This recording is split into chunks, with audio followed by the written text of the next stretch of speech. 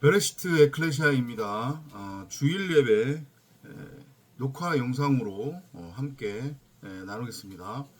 일요일 아침입니다.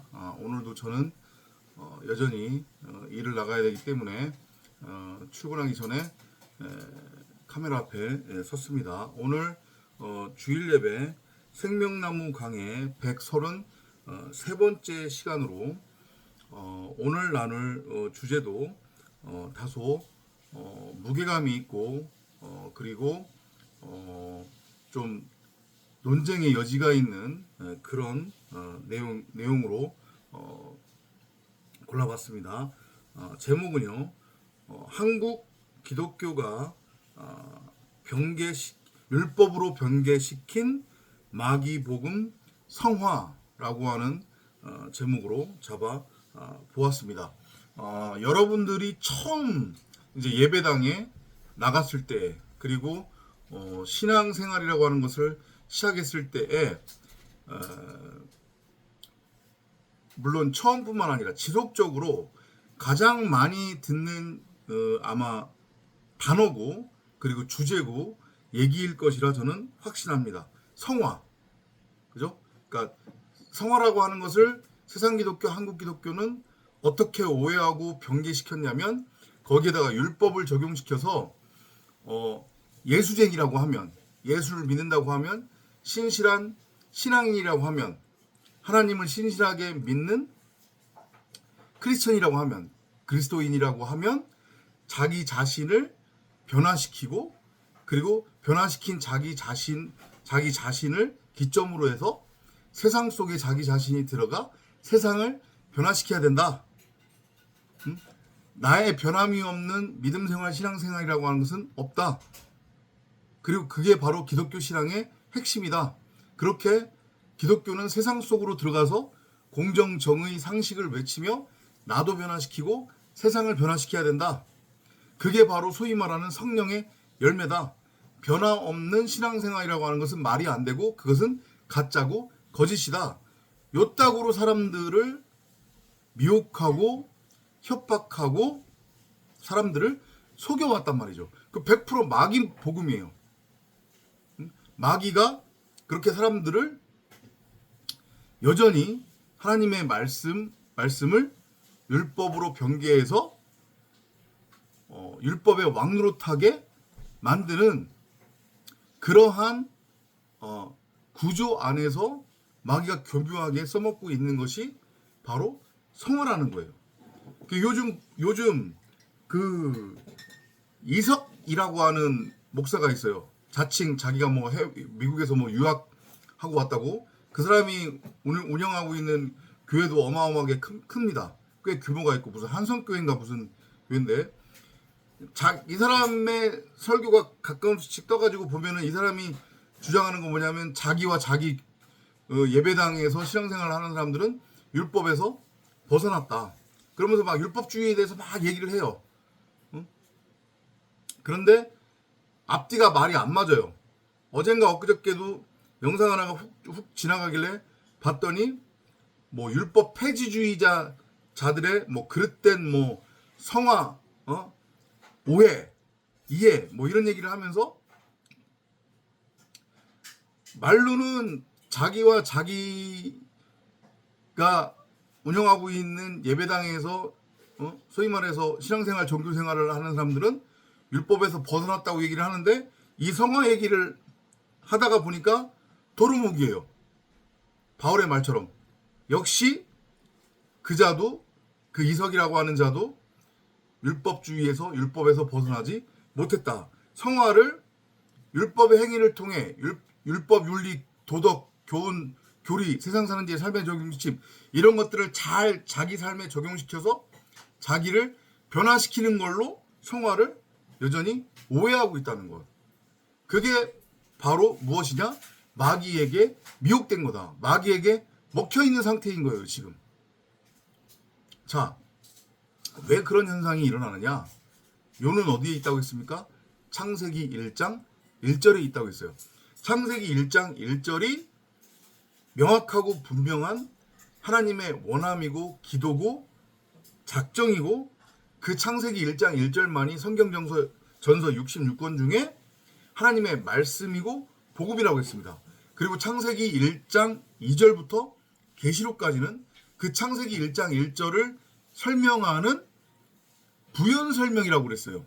그러니까 창세기 1장 1절이 어긋나 버리면 그렇게 이석이라고 하는 사람처럼 성경을 여기는 이렇게 읽어버리고 저기는 저렇게 읽어버리게 된단 말이죠. 입으로는 율법은 복음이 아니라고 하면서 결국은 여전히 율법에 머물러 있는 그런 앞뒤가 안 맞는 그런 어처구니 없는, 그리고 바울의 표현대로 헛발질을 하는 신앙생활이 아닌, 믿음생활이 아닌 종교생활에 머물게 된다.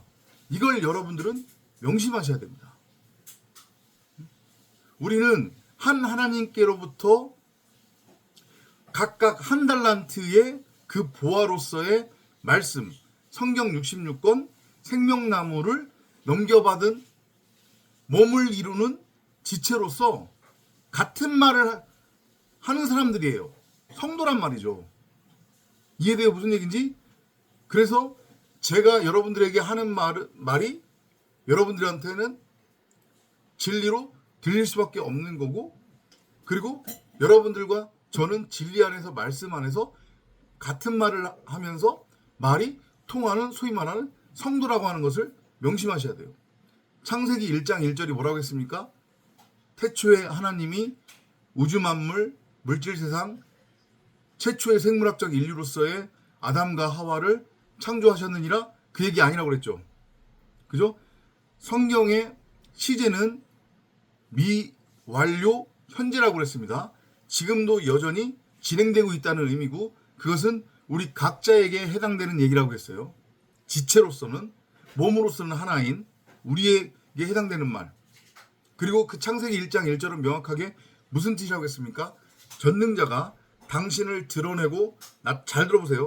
당신을 드러내고 나타내기 위해 사람을 택하사 그들의 머리가 되셨고, 사람을 말씀 그리스도, 여기에 핵심입니다. 말씀 그리스도를 머리로 하는 말하는 성전으로 창조하시느니라. 미완료 현재 시제라고 했으니까요. 창조하시고 계시는 거예요. 여러분이나 저를 여전히 이 70일의 호코스모스 광야 인생 속에서, 40년 광야 인생 속에서 물속에 넣었다 뺐다를 반복하면서 나는 무엇이 선이고 무엇이 악인지 그 차이를 분별할 수 있다라고 하는 확신과 착각에 빠져 파묘에 등장하는 그 일본 사무라이 마귀 괴물처럼 선악나무와 혼의 상태로 하나가 되어 율법의 왕노로 타고 있는 내 육신의 생각, 사람 생각을 온전하고 완전하게 다나토스로 십자가로 끌고 가 예수로 죽이고 그리스도로 부활시키기 위한, 그래야 창세기 1장 1절대로 말씀 그리스도를 머리로 하는 전능자를 드러내고 나타낼 수 있는 말하는 성전, 곧 네 발 달린 땅적 존재가 아닌 날개 달린 하늘적 존재로 내가 새 창조가 될 수 있기 때문에 그 과정 속에 우리는 있는 거란 말이죠.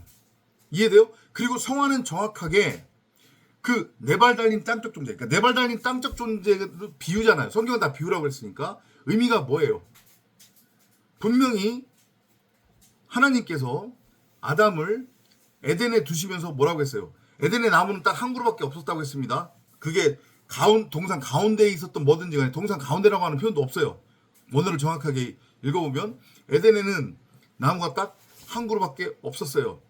그 한 그루의 나무가 바로 생명나무를 비유하는 거예요.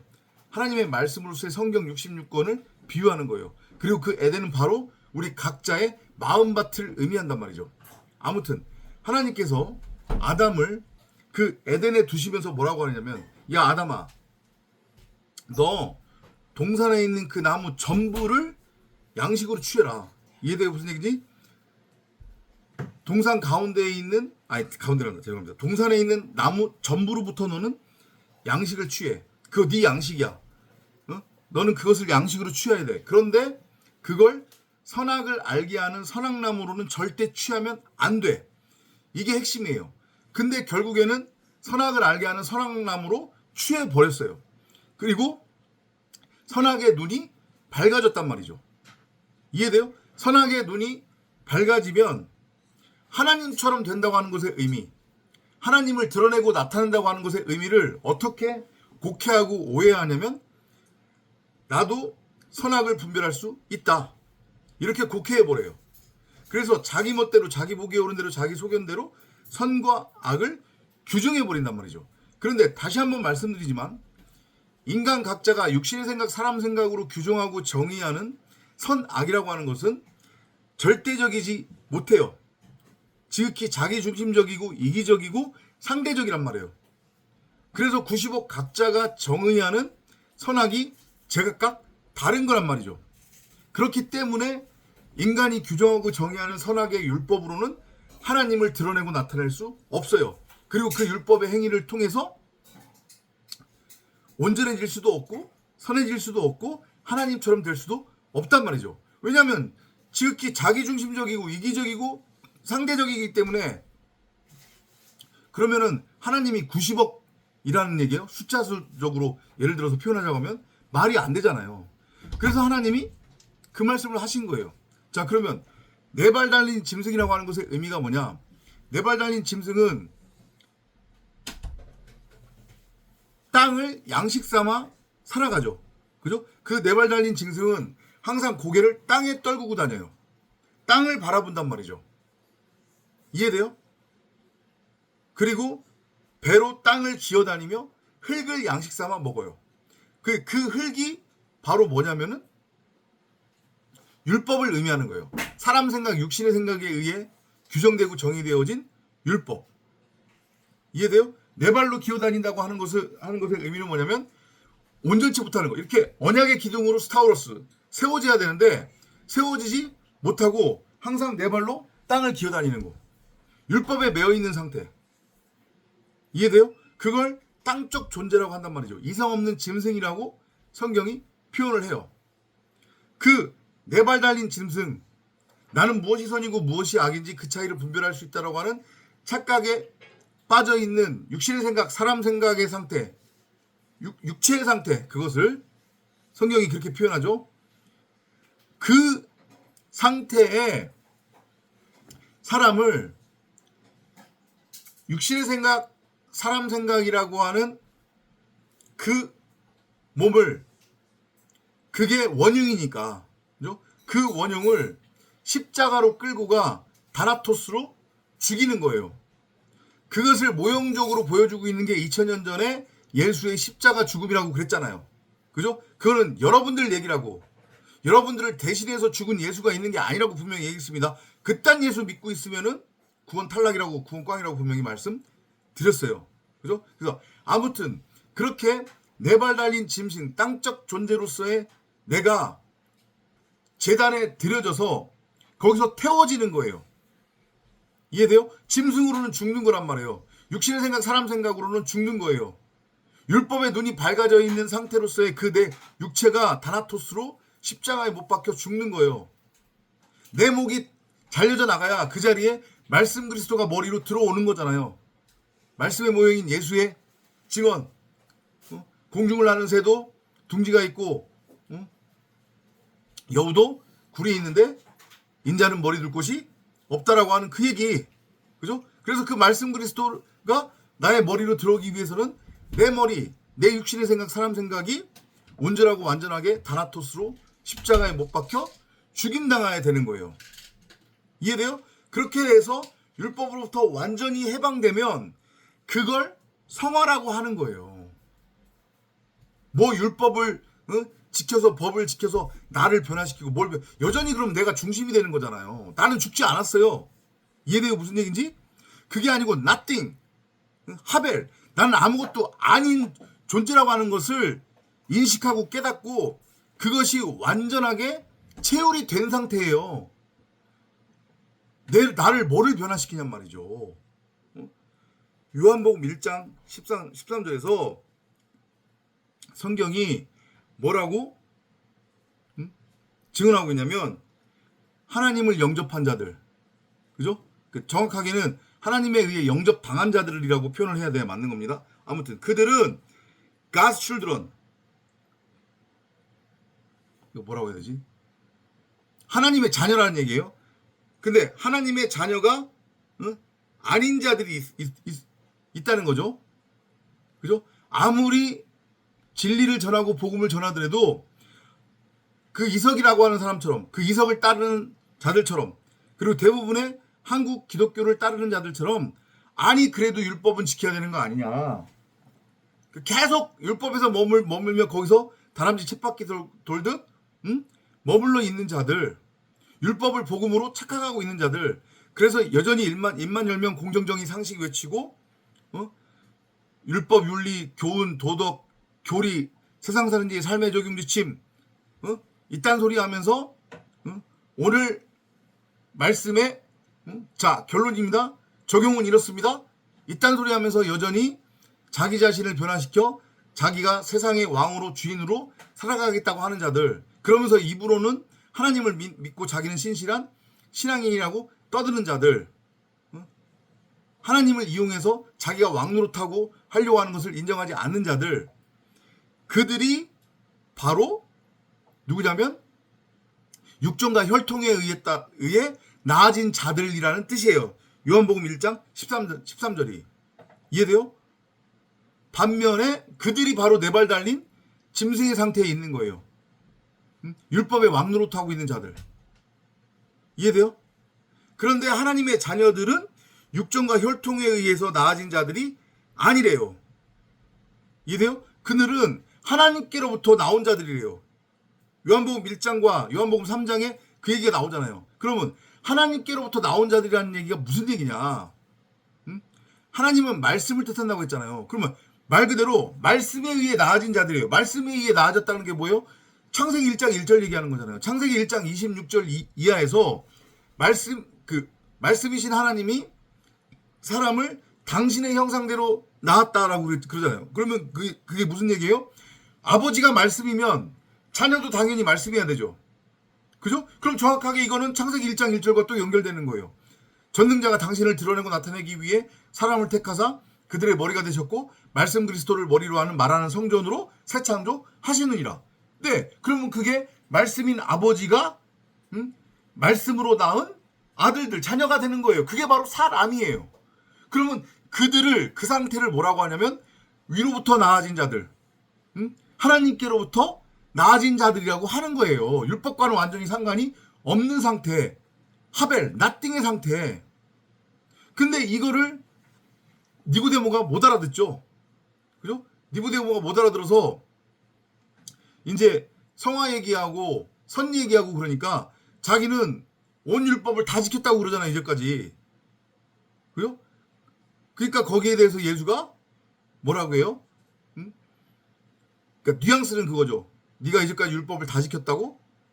율법으로는 안 돼, 이놈아. 율법을 온전히 행할 수 있는 자들은 없어. 네가 설사 온 율법을 다 지켰다고 하더라도 그러면 그 율법을 통해 내가 너한테 전하려고 했던 것이 무엇인지를 너는 여전히 알지 못하지 않느냐. 그 율법의 진의, 그건 바로 아가페 사랑이야. 응? 그 얘기를 결국엔 맨 마지막에 던지잖아요. 그죠? 율법 그 자체를 주고서 율법을 행하라고 준 게 아니라 그 율법을 통해 땅적인 차원으로 준 거라고 했잖아요. 나시, 뱀, 예수라고 하는 이름의 의미가 뭐라고 했어요? 아래 것으로 위의 것을 전하고 가르치다. 어쩔 수 없이 땅적인 차원에서 땅적인 수준으로 처음부터 새 방언 하늘의 언어를 주면 못 알아들을 것 같으니까 옛방언으로 땅의 말로 복음을 전한 거예요. 율법을 통해서. 율법 자체를 지켜서 네가 나처럼 될 수 있고 율법 자체를 온전히 지켜야만 너는 선에 이를 수 있고 하나님의 자녀가 될 수 있고 구원받을 수 있고 나한테 복 받는다. 이렇게 하라고 준 게 아니라 무슨 의미 이해돼요?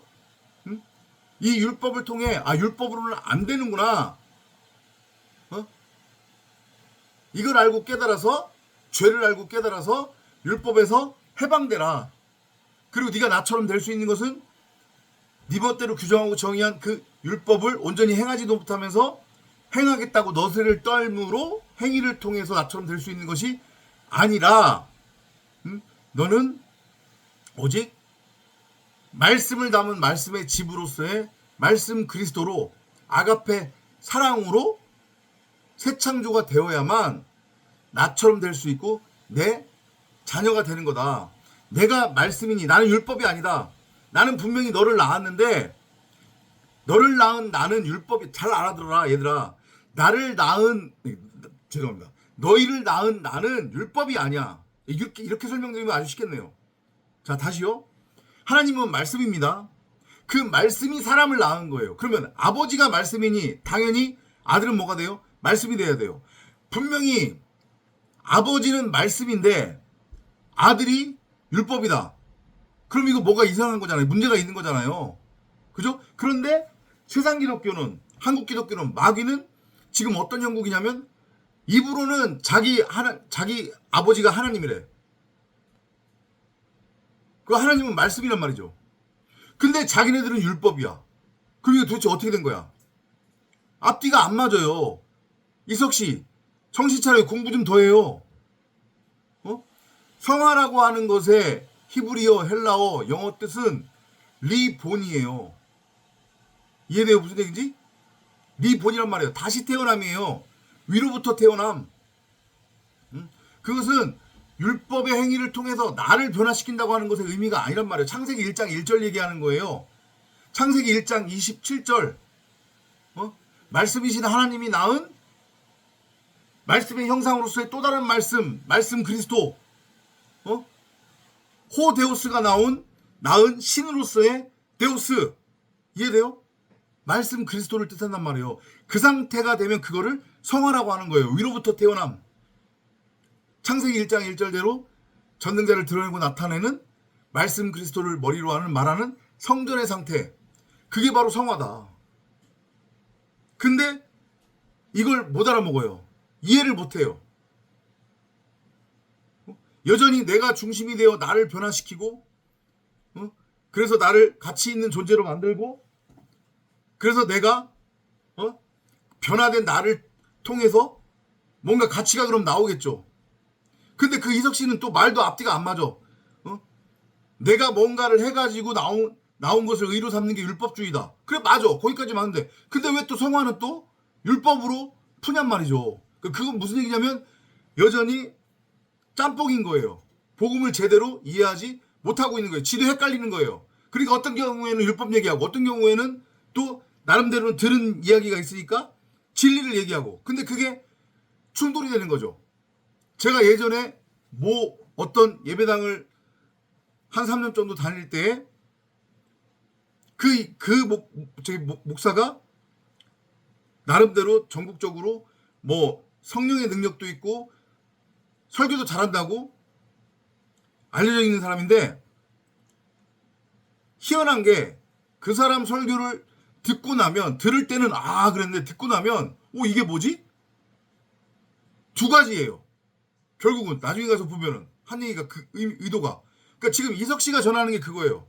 대부분의 한국 기독교를 쫓는 자들 한국 기독교 안에서 소위 말해서 목사라고 하는 이름으로 지금 설교라고 하는 것을 하는 자들의 메시지가 그렇게 짬뽕이란 말이죠. 그리고 결국은 율법으로 다 돌아간단 말이죠. 진리가 무엇인지를 정확하게 알지 못하니까 깨닫지 못하니까 율법과 진리가 막 혼탁이 되는 거예요. 짬뽕, 지죽박죽, 엉망진창. 그리고 결국은 도로율법. 그리고 복음을 율법으로 국회하는 거죠. 결국 창세기 1장 1절을 알지 못한다는 반증이에요. 오늘의 결론입니다. 성화, 리본입니다. 위로부터 태어남, 하늘적 존재라는 것의 의미예요. 창세기 1장 1절과 창세기 1장 27절을 의미하는 겁니다. 전능자를 드러내고 나타내는 말씀 그리스도를 머리로 하는 말하는 성전의 상태. 이것만 명심하시면 됩니다. 분명히 우리의 아버지는 사람의 아버지는 하나님이에요. 근데 그 하나님은 말씀이란 말이죠. 그러면 말씀이 자녀를 낳았어요. 그러면 아버지가 말씀인데 사람이 율법일 수 있어요? 없어요? 없어요. 그건 말이 안 돼요. 근데 마귀복음에 미혹된 한국 기독교와 세상 기독교는 자기 입으로는 내 아버지가 하나님이고 그 하나님은 바로 말씀이다라고는 입으로 얘기를 해요. 근데 자신들은 율법에 머물러 있단 말이죠. 그러면 그들의 아버지는 하나님인 말씀이 아닌 거예요. 그들의 아버지는 율법, 마귀, 예수의 증언처럼 뱀 새끼란 말이에요. 그래서 그들은 이걸 명심하시기 바랍니다. 저의 일방적인 주장이 아니라는 것을 말씀드립니다. 늘 성령을 구하고 찾고 두드리면서 복음 앞에 여러분을 점검하는 매일매일이 되시기를 바랍니다. 오늘 영상은 여기서 마무리하겠고요. 구독과 좋아요는 큰 힘이 되고요. 영상 많이 퍼날라 주시고 공유해 주시고 그리고 감동이 있으시다면 연보 후원도 부탁드리고 저와 저희 커뮤니티와 저희 가족을 위해서도 많은 기도 부탁드리겠습니다. 제발 영상 끝까지 보시고요. 그리고 나가지 마세요. 아셨죠? 다음 주에 또 찾아뵙도록 하겠습니다. 안녕히 계십시오.